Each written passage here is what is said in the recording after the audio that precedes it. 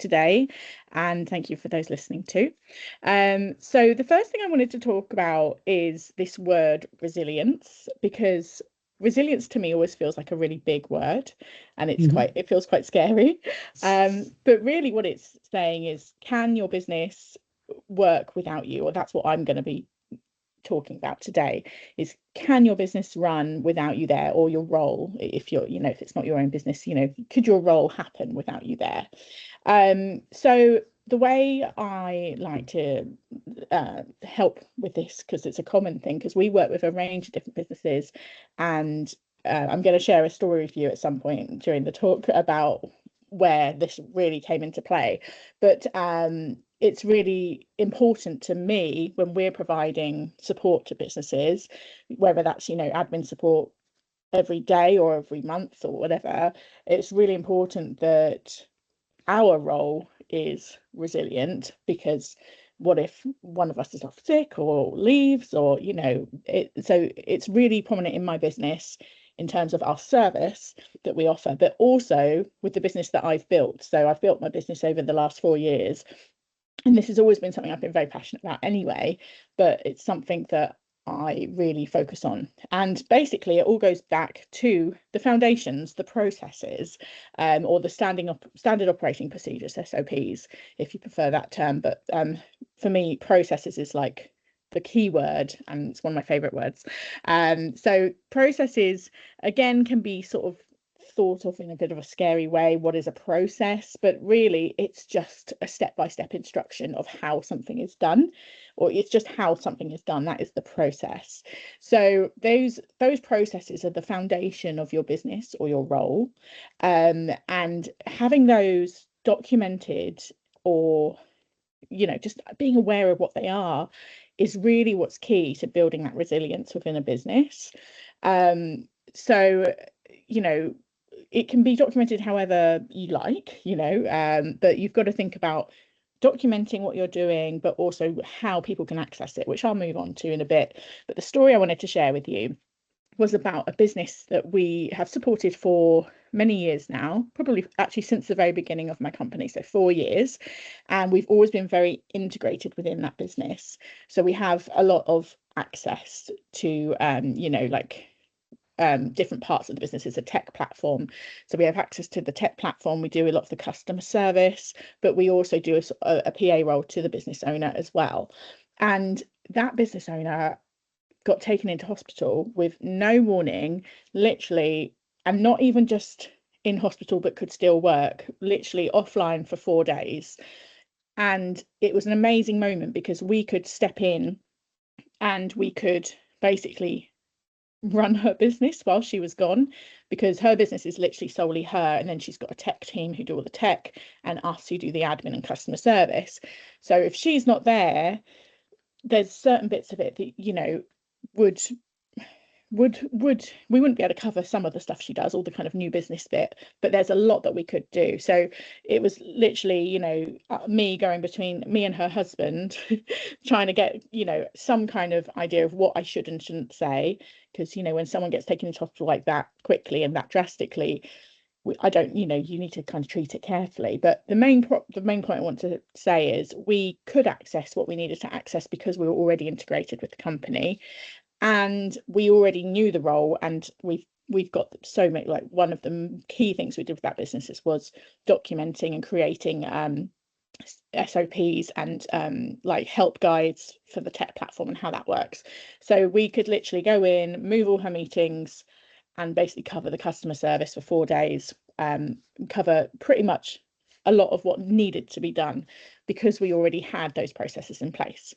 So obviously that's relatively drastic, but it's so important to have these processes in place anyway. So from a really simple point of view, for you, if it's you doing the task, it's so much quicker and so much easier if you've got it written down and you can just follow the step-by-steps. You'll be so much more efficient with it. It also, if you then wanted to delegate that task, having it written down step by step, amazing. You can just hand it over to someone else. It also gives you the chance to kind of analyze how you're doing things and understand, am I doing this in the best way? Can I improve it? And that's something we look at a lot with our clients is, what are you doing? How are you doing it? Can we improve it? And that might be just re-looking at the steps, or it might be introducing some tech or some AI. There's all sorts of different things we can do to help improve the processes. But the main thing is just documenting it. So I've got plenty more to say, but I wanted to ask a question to the room.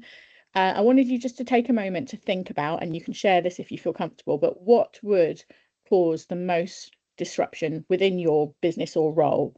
What would be the most disruptive thing that could happen within your role? And I'm not trying to be dark, or, you don't need to think like that, but it's more like, if this didn't happen, that would disrupt my business a lot.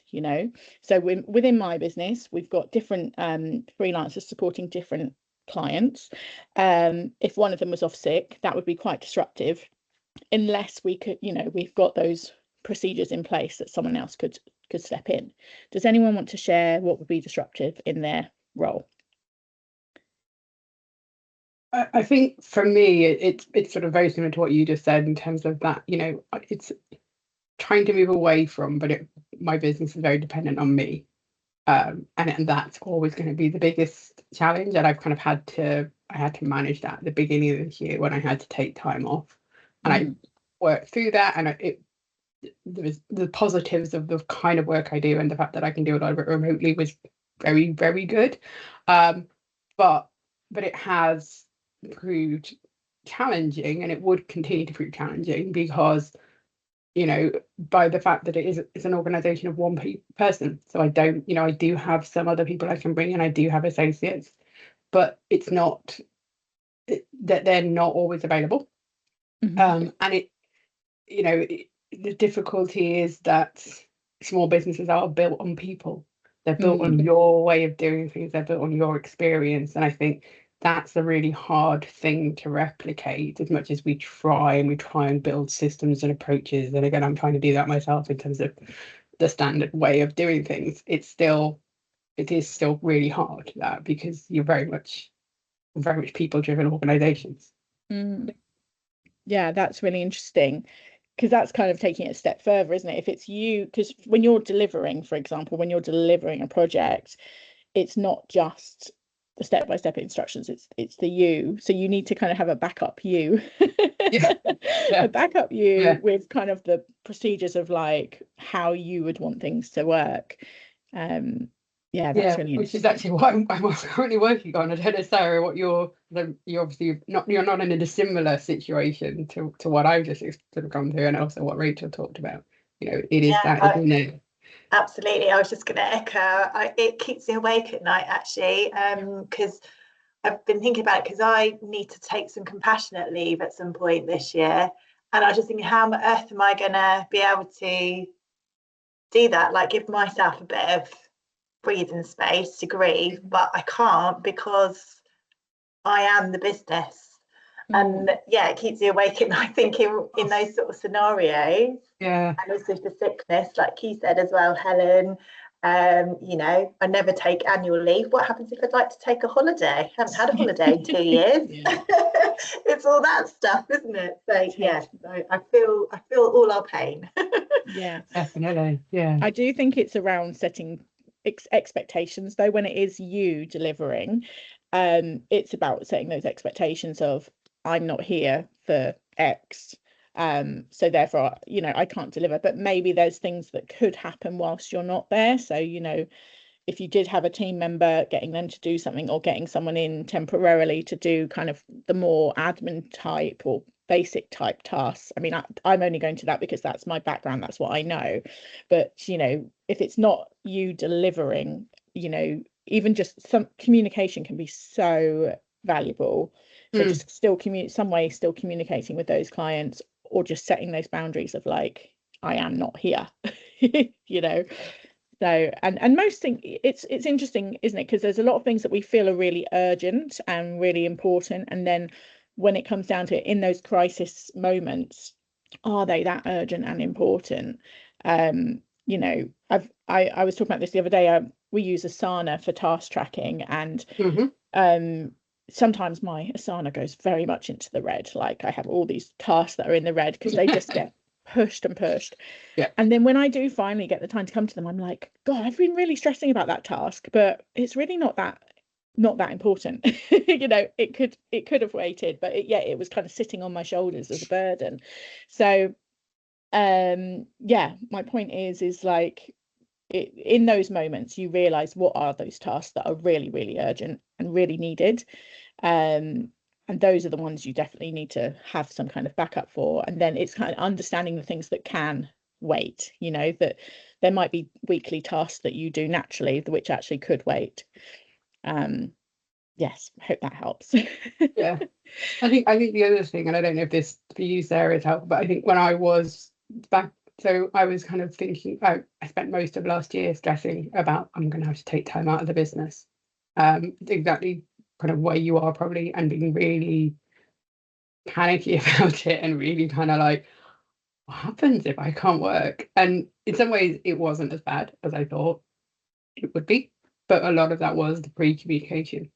To what Rachel says, it was about, setting the boundaries of saying, look, this is not forever. I'm not going away.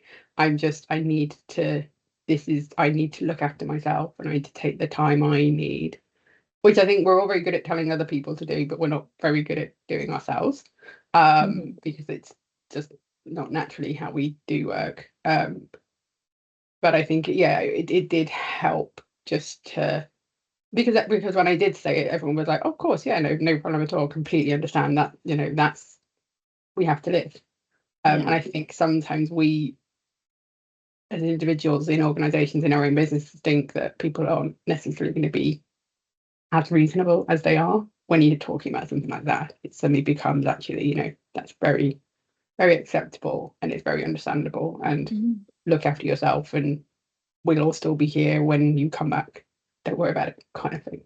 Yeah, people are a lot more understanding than you think. You think they're going to be like, well, you're not around, so I'm off. But actually, people can be more understanding. But if, like I say, for those urgent things, that's where you kind of need another you, or a clone, or a team member, or someone who can step in. And that's where that leads us nicely back to these processes, these procedures. Having those things documented is really important, and those things will evolve. So I'm going to move on in a minute and talk about actually doing that task of documenting.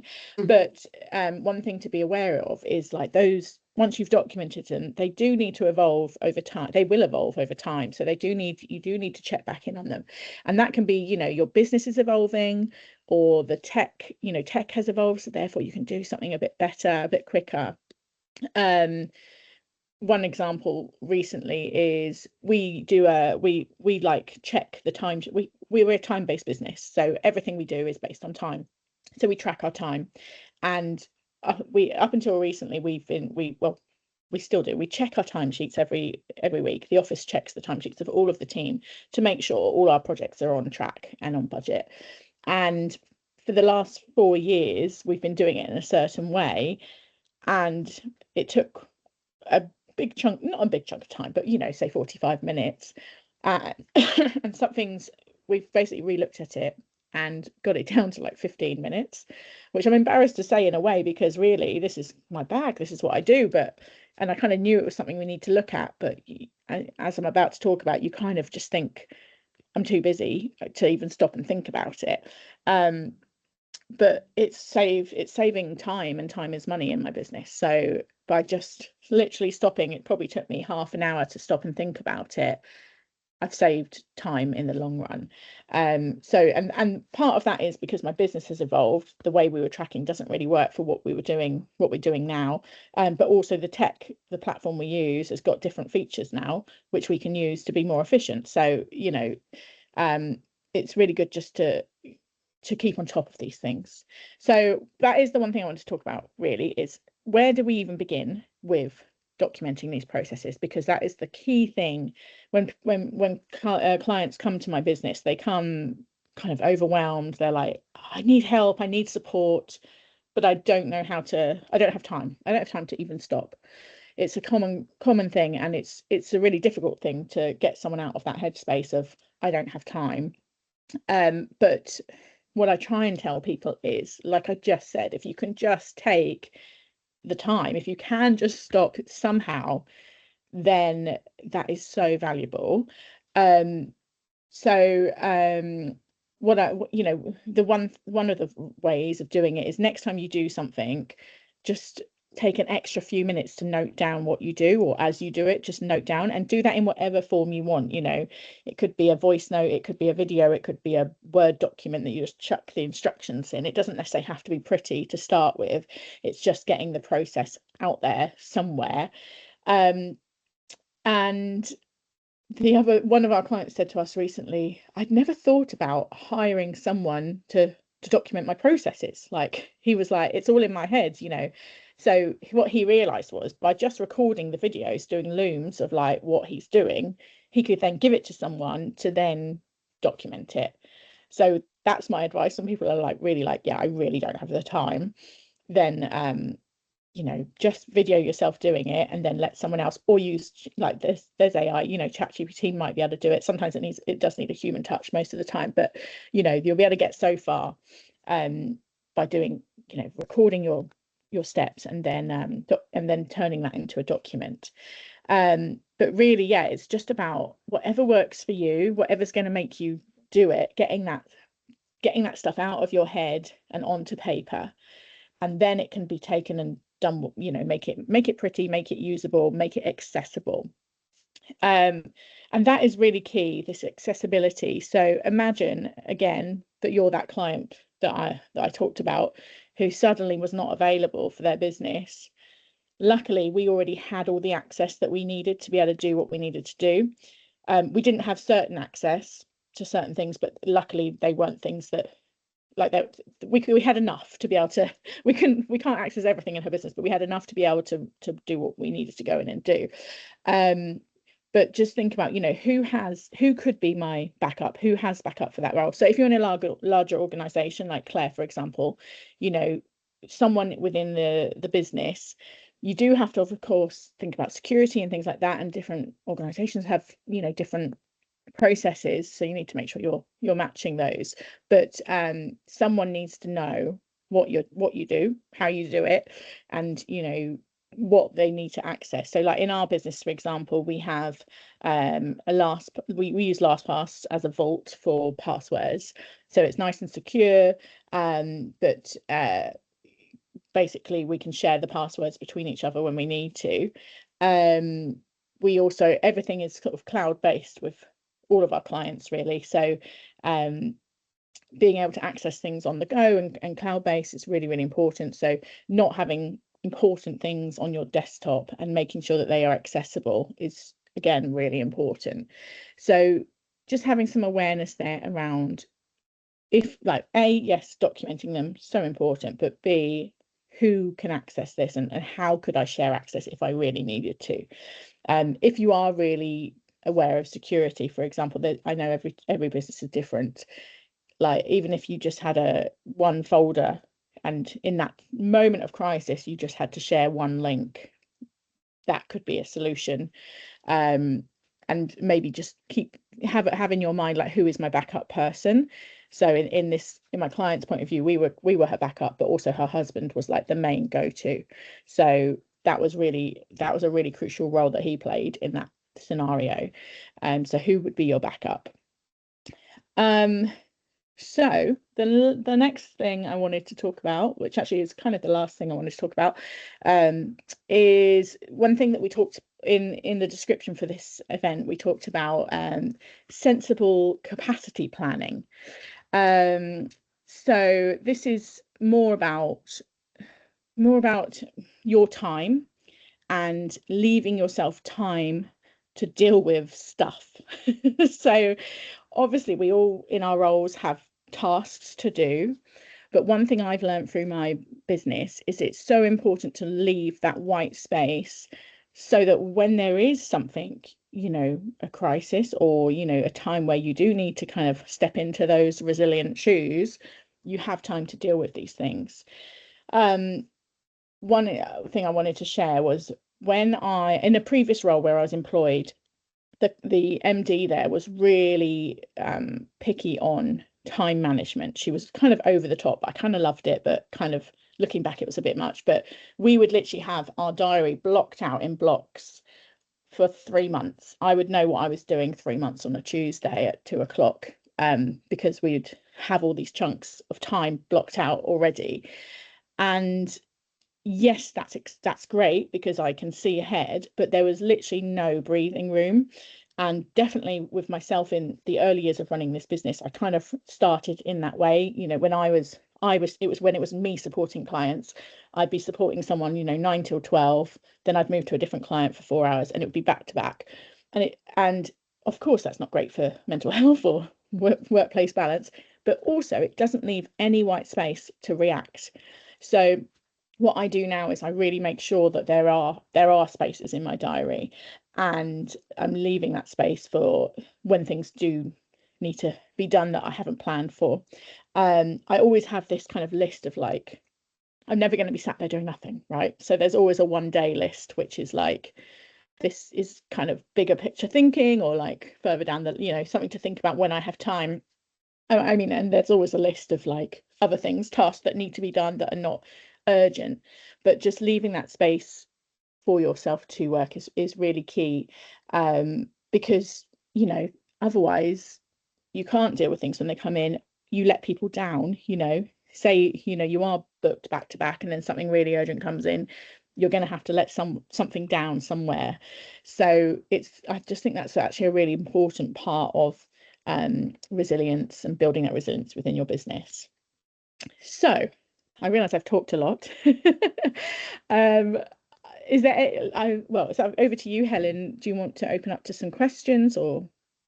Yeah, I think there's lots to think about in that, and I think that's why I find these sessions always very helpful, because it kind of makes you go away and go, oh, that's it. And I think the white space thing, there's a lot for me just coming out of that. One about just giving yourself a bit of time, but also that white space.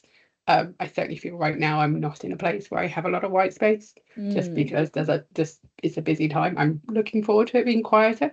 But with that also comes the, oh gosh, when when is too quiet an element? And that's obviously the balance with working for yourself. But that just prompts lots of thoughts for me.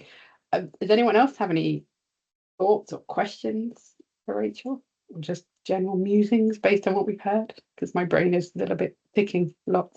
In a good way. Well, what I'll do is I'll just do a 2-second summary of what I talked about. Yeah, great. Just to repeat some key points. So the key points were, about building processes so that if you're not here, someone can do the tasks that you do, but also understanding the ones that are the important tasks, that would definitely need to happen if you're not there, and the ones that, yes, it's still good to have the processes, but they're like lower priority tasks. And then the backup person was a key point I wanted to make, just knowing who would be that person and how would they get the access they need. And then the third point, the third point actually was around tech, just around making sure again things are accessible. And then fourthly, just around that capacity piece, and that's more to do with burnout. You don't want to burn out by being too full, and also giving you that space to have that white space to react. Absolutely. Yeah. And I think one thought that was going through my mind when you were talking about some of that, who's your backup person and access to systems, that I would be remiss if I didn't mention that all of that should be documented and in a business continuity plan, and that no matter what size your organization, you need some kind of a document that says, if I'm not around, this is how you access my sales system, this is how you access my emails, this is, I have thought about backups around that. As much as if there's anything wrong with any of those systems, how are you going to access those things? So, it's an important consideration, again, for making any business resilient, And you know, again, there's an element of your organizational resilience and also your personal resilience, as you were talking about towards the end. You know, we need to look after ourselves. We do need to make sure that we don't try and do too much, balance that as much as we can, which is harder when you run your own small business, definitely. But yeah, really, really, really good messages. So thank you for that. I really appreciate it. Yeah, thank you, Rachel. Yeah, you're welcome, Sarah. Brilliant. Thank you, everybody. A really great session again, and really good to get us thinking about what we need to be doing to prepare ourselves and what support is available to us, even more so with small businesses. I think that's, you know, reminder is good. Great. Well, thank you everybody for joining this session. As always, you know, this is about sharing thoughts and ideas that can help us be more resilient, help our organizations be more resilient. Our next session will be coming up in May. I think I do have a QR code somewhere. Give me a second to find that. Just remembered I was going to put that. So for anyone who wants to register for that, the topic is still to be confirmed, but it will be another interesting session where we get to share lots of different ideas around what makes us and organizations resilient.